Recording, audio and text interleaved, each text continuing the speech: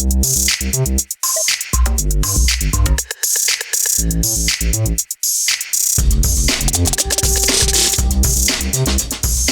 Christopher. Bonjour, merci de me recevoir. Écoute, tu es le dernier, on avait hâte de t'interviewer aussi. C'est un plaisir, du coup, j'espère que ce sera une bonne, comme on dit, le meilleur pour la fin. Peut-être, j'espère qu'après tous les invités qu'il y a eu prestigieux, c'est un peu stressant de passer après tout le monde. Ouais. Qu'est-ce que je voulais te dire? Le Savoir Autre Games pour toi, ça a été une super expérience ce week-end? Carrément. Ouais. Comme je disais, en fait, j'ai eu plein d'échos de la part d'amis qui sont déjà venus en tant qu'invités. Je pense à Julien Chiez, je pense à Carole Quinten, Fred, et plein d'échos de la part de collègues youtubeurs qui venaient en tant que presse, qui venaient faire des reportages. Et c'est vrai que lorsque on m'a convié à l'événement, j'étais déjà très honoré. Et puis oui, c'était une très très belle expérience. Le staff était très accueillant, ils étaient aux petits soins avec nous, on n'a pas eu à se plaindre. L'organisation était top, il y a eu des conférences qui étaient très intéressantes, des moments dédicaces, des petits cochons sur scène. Donc voilà, c'était une très très bonne expérience et je reviendrai, même si je ne suis pas invité, je reviendrai en tant que visiteur quand même parce que c'était vraiment sympa. Comme on dit en fait, je commence à en faire de plus en plus des conférences et celle-là est très conviviale. C'est-à-dire que c'est vraiment une bande de potes qui se retrouvent. Le soir, il y a eu une petite soirée entre nous, c'était génial. Donc voilà, c'est une très très bonne expérience. Qu'est-ce que tu fais sur le salon ou en général?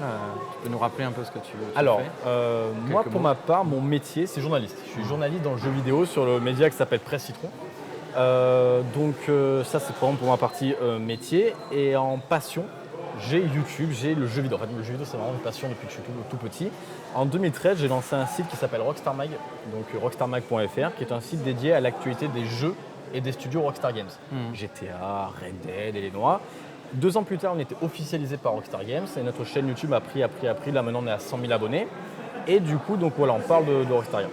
Comme j'étais un peu cantonné à Rockstar, on pensait que j'étais le spécialiste Rockstar, alors que je suis fan de jeux vidéo avant tout.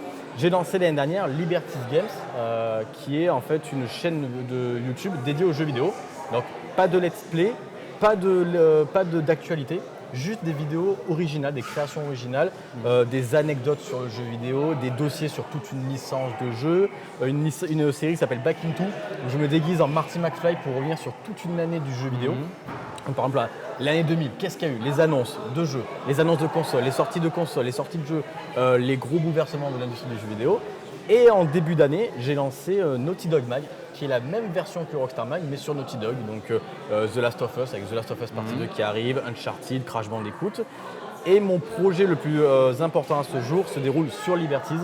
Ça s'appelle le Grand Tour NSTG, Nous sommes tous gamers. Et en fait, c'est un road trip. Donc l'année dernière, c'était une semaine. Cette année, c'est 10 jours. Je fais un tour de France avec une partie de mon équipe, parce que sur Rockstar Mag et Naughty Dog Mag, j'ai un staff. Et on va à la rencontre de joueurs en situation de handicap, tout simplement pour parler d'accessibilité dans le jeu vidéo.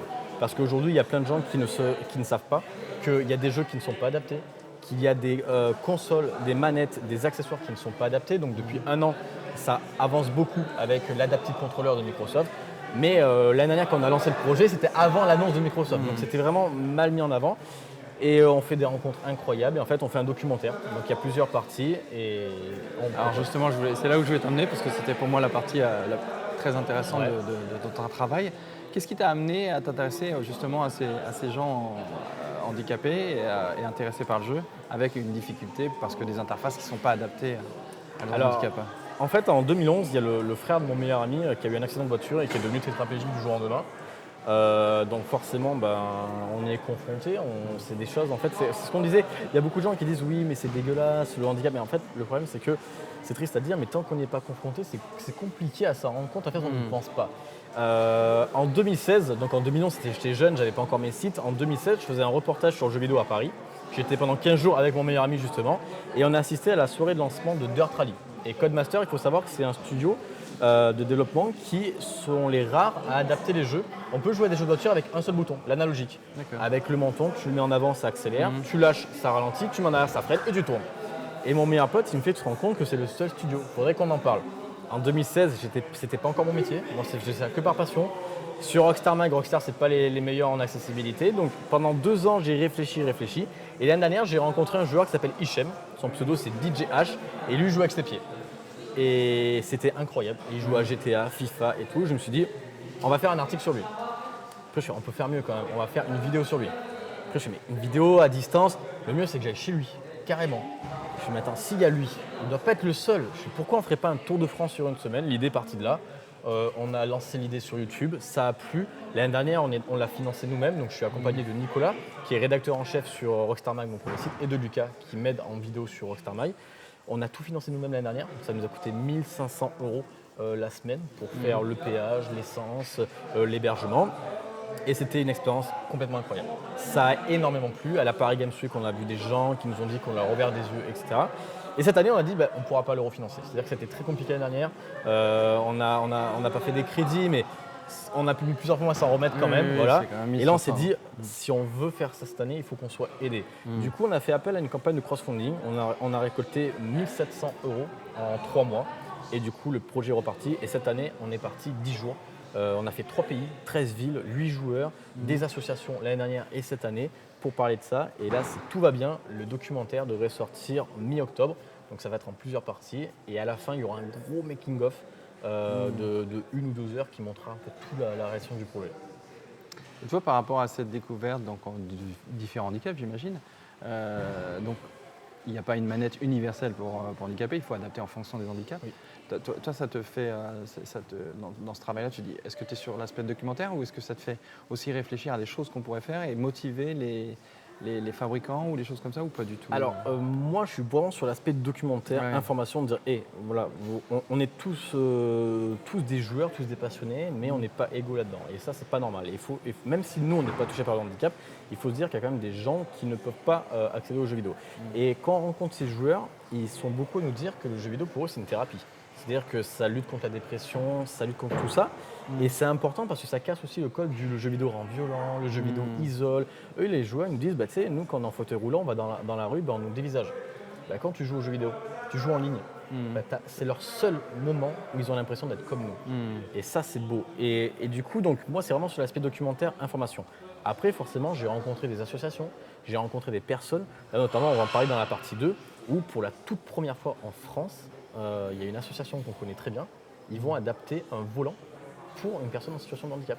Et ça va être une adaptation pour les mêmes adaptations que les voitures qui sont adaptées pour les personnes qui n'ont pas les jambes fonctionnelles. Et aux États-Unis, ça se fait un peu. En France, c'est une première. Et nous, on a pu voir le volant, on a pu le montrer. Et donc, du coup, ça va être vraiment sur la partie information. Mais si je peux mettre en avant des prodiges comme ça, là, par exemple, je le fais. Après, moi, je n'ai pas les compétences pour y penser. C'était juste pour voir le niveau de... Oui. D'approche sur le domaine. J'en apprends beaucoup, parce que par exemple, je ne savais pas que... Mais déjà, c'était très beau et je pense que c'est une image assez importante.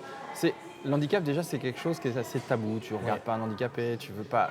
je crois que c'est difficile parce que eux, ils sont regardés, on ne les approche pas. Nous, on n'ose pas les approcher. Eux n'osent pas non plus. Ouais, moi, j'ai dans tous les sens. Donc, c'est compliqué. Et puis là, tu te dis, tiens, il y a un truc qui va les amener sur un plan d'égalité qui est le jeu. Et c'est super. C'est ça. C'est et moi, nous donc à l'époque, sur Rockstar Mag, l'année dernière, on avait 60 000 abonnés. Et on a découvert que plein de nos abonnés étaient en situation de handicap, qu'on ne savait pas, des abonnés fidèles, et parce qu'ils n'osent pas. Et ils nous venaient nous voir par MP, mais nous, on n'ose pas. Alors qu'il faut oser, parce que bien sûr. Au final, il y a d'un côté où il ne faut pas non plus, et puis il y en a qui malheureusement en jouent. Ça, c'est pas bien, parce qu'au final, on veut que tout le monde soit égaux. Et il ne faut pas donc que les personnes aient peur, il ne faut pas que d'autres se mettent trop en avant. Malheureusement, c'est comme des personnes qui sont valides. Il y en a qui vont être réservées, il y en a qui vont se mettre en avant forcément. Mais en tout cas, il y en a beaucoup qui n'osent pas, et on leur dit, sans vous mettre trop en avant, mais parlez-en, parce que vous êtes comme nous. Et là, pour ce documentaire, il y a même des gens qui disent, on n'ose pas venir vous voir pour passer dans le documentaire. Et on fait, il faut, parce que nous, on ne vient pas là pour vous mettre mal à l'aise. C'est-à-dire que chaque interview est différente en fonction de la personne. Et c'est très important parce que si on veut faire évoluer les mentalités... Et changer les regards de deux côtés, en fait. C'est ça qui est intéressant. Et nous, on est content, c'est qu'il y a plein de gens qui nous disent, on n'était pas conscient de ça. L'année dernière, on a un journaliste de Canal+ qui est venu nous voir en disant, on est là, et plutôt que faire un reportage lambda sur le jeu vidéo, on va parler d'accessibilité cette année pour la Paris Games Week. Et là, tu te dis, à ta petite échelle, tu as juste contribué à ce qu'une grande chaîne en parle, et là, tu as cette petite fierté. Et puis les regards, les rencontres, c'est incroyable, c'est des moments incroyables. En tout cas, bravo, c'est une super initiative, et puis je te souhaite d'aller très loin dans le domaine. Merci beaucoup. Et puis de rendre beaucoup de gamers heureux. On espère de rassembler tous ces gamers et tous ces gens au-delà du jeu. C'est l'objectif, faire l'échange. voilà. Le slogan de ma chaîne, c'est pour partager la passion du jeu vidéo. Et pour moi, c'est ça, c'est une passion. On doit tous être ensemble, avec nos avis contraires, avec nos différences. Mais voilà, on doit exclure personne, on doit être tous ensemble. Et c'est ce que j'essaie de faire. Et je suis très très content de voir que ça commence un peu à marcher. C'est très beau. Merci beaucoup. Merci à vous.